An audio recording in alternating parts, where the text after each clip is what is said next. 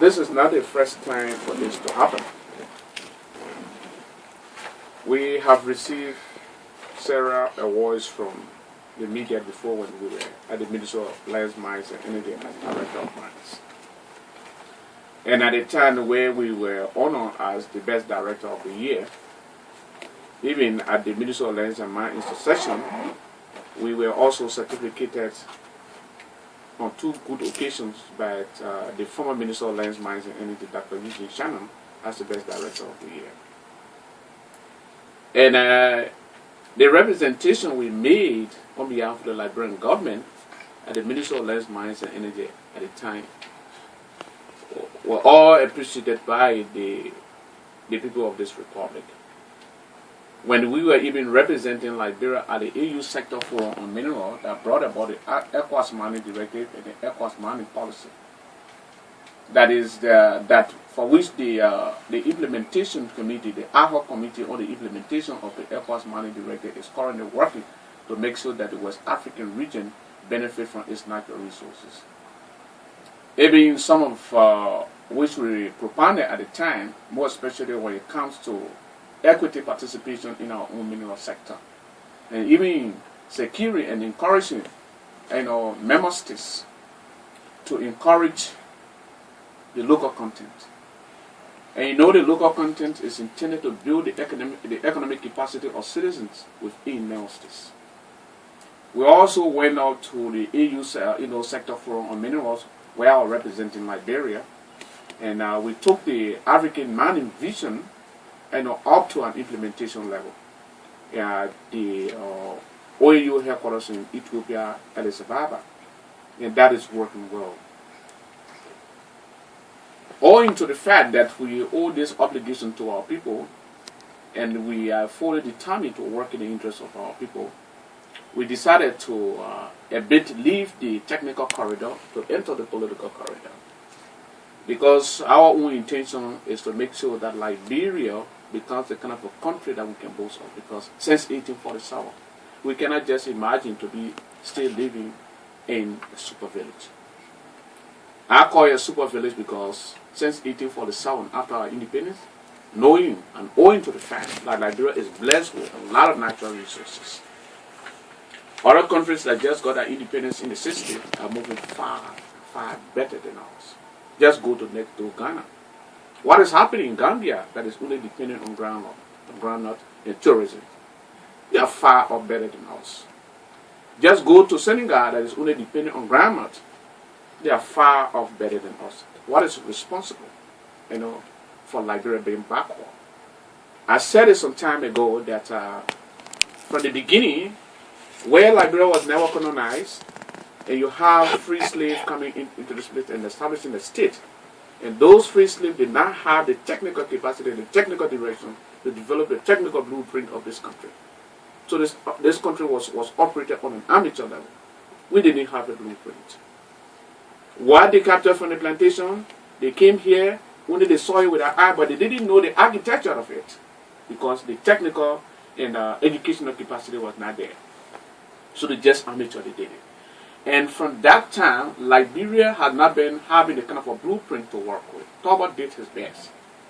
And I think at this time, we need to have a National Technical Commission on Infrastructure Development of this country, where that should be backed by establishing a sovereign fund in this country, where all other commodities, all royalty paid on all commodities in this country must be able to go to that national treasury, which under this nomenclature, the sovereign funds, that sovereign fund, nothing should touch it, only intended for the national development of this country.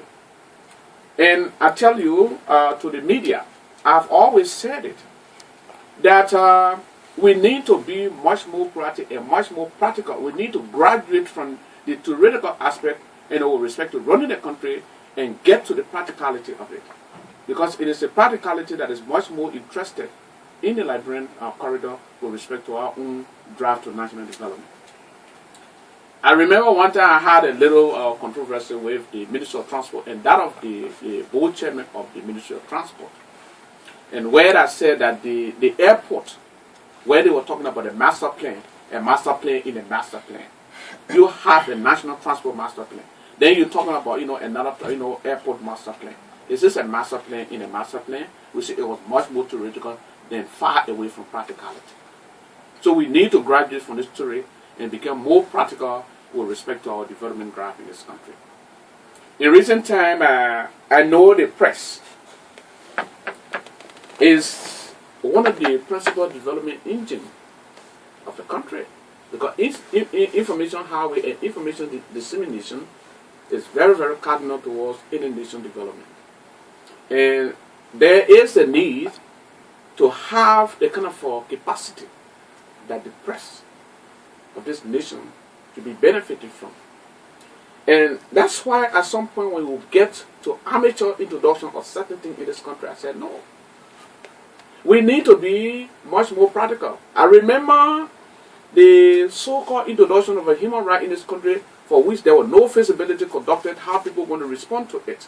Today is creating a problem because you don't have the kind of robust, public work to go and embrace our, local rules. Only those citizens that are living in the hinterland were tasked with the responsibility to breast their farm rules. Now you see that those individuals, those citizens that live in they take no more instruction from their country only because of the so-called introduction of the so-called human right. They say it is their right to either breast the rule or not. Then the question that comes, what about the snake that is going to crawl in the grass or come when you strike your heel? Are you going to ask the snake whether that snake got a right to strike your heel? So it was an amateur introduction. We did not study it and we introduced it. Another thing that is creeping in our society again, and very soon it will be dangerous, is the so-called, an amateur introduction again of child right. In the first place, can you begin to build the capacity of the parents to take care of their children first? Because if, like in America, where you have the child rights advocacy, where if you violate the child right, they have to take that child and carry that child to a catering home. And that government has that infrastructure put in place to take care of that. But do you have that infrastructure put in place? And you're putting the children against their parents. You say that child got it right there. Yes, that child needs to be treated right. But build the capacity of the parents to take it up. That's the first approach. You begin to talk to parents, those who are not oriented to taking care of their children. Can you begin to build that capacity now to take care of their children? Then telling them, say you have a right to compete with your parents. When in fact you do not have the facility. After you are being declared as somebody who is violating a child's right, and you bring the child under the same roof today for the parent, you see the kind of a disconnect. And you put the child and the parents together, and there won't be any perfect relationship. As I say, we should not start that way. Build the capacity first.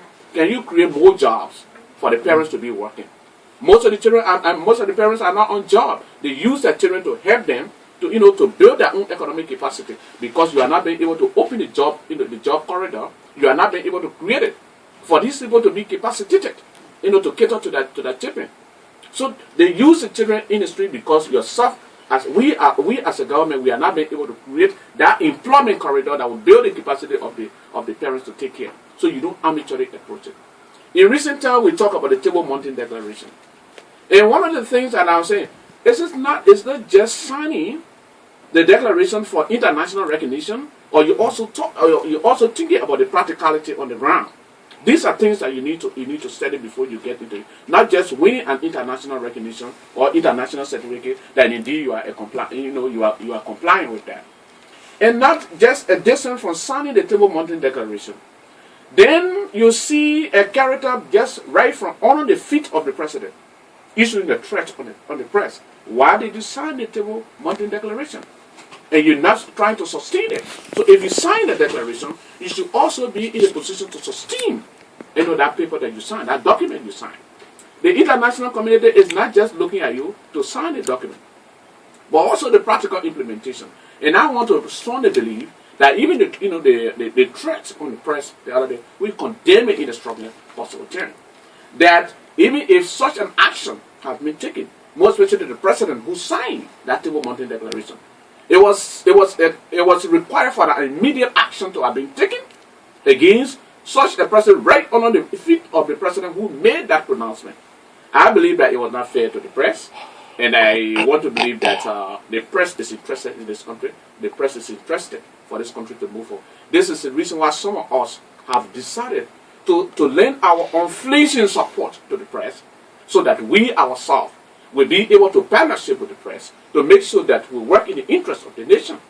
So I just want to take this time to say that never relent, and I don't want you to be there. I mean, it's a rough road, but remember that there is a grader that has already been purchased and is going to make the road smooth for the press to drive it. So I want to take this time to tell you thank you. We appreciate, the award, and I think we will use it, as a tool that we ourselves, as a representative, we were not elected by ourselves. We were elected by our people. We need to supremely work in the interest of our people. If we supremely work in the interest of our people, then if in fact you open, the confidence building. But if you create a room for confidence crisis, then of course the kind of a representation that is required of you to make on behalf of your people will be polluted. And some of us are not prepared to make the kind of a, polluted representation on behalf of our people. We want to make a kind of a representation that will reflect the interests of our people. And I tell you, at the time, even when we were at the Ministry of Lands and Mines, we did not develop that interest in our people with respect to election. We said that we have developed a patriotic spirit. Not only developing that patriotic spirit, we are also prepared to practicalize the kind of a patriotic spirit that has been embedded in us, and to leave a legacy that others that will follow will know exactly that when you come from the community, you must reflect for the community that brought you up and make the kind of a contribution that will make you to be part and parcel of that community, that you don't just come from the community. After you see yourself at a certain level, you feel that you are no more part of that community. That can never work in our own corridor. We will always identify ourselves with our people, be it a representative or not, but we'll make sure that the kind of a leadership that is required, even as you just mentioned about Nimba County, and know that we need to put our feet on the ground. That county needs liberation. That county needs the kind of a peace corridor that's supposed to be established to make sure that our people are integrated, because if we are divided in the county, development will never be achieved. And we are standing firm to make sure we'll remain strong in the vanguard with respect to bringing peace and stability in Nimba County, to make sure give our people the kind of assurance, the kind of atmosphere that we need to create, to make sure that they themselves practically get involved into what all of us need to get involved in to move Nimba County forward. So we're not going to submit to any threat. We're not going to submit to any intimidation that will jeopardize the interests of Nimba County. Nimba County is the property of all, not the property of an individual. In the first place, all of us have come in at this capital here, not as a political stooge to anybody. And I don't want to believe that anybody in his own sound mind will tell me that in the corridor of the politics, you talk about, big brother and small brother.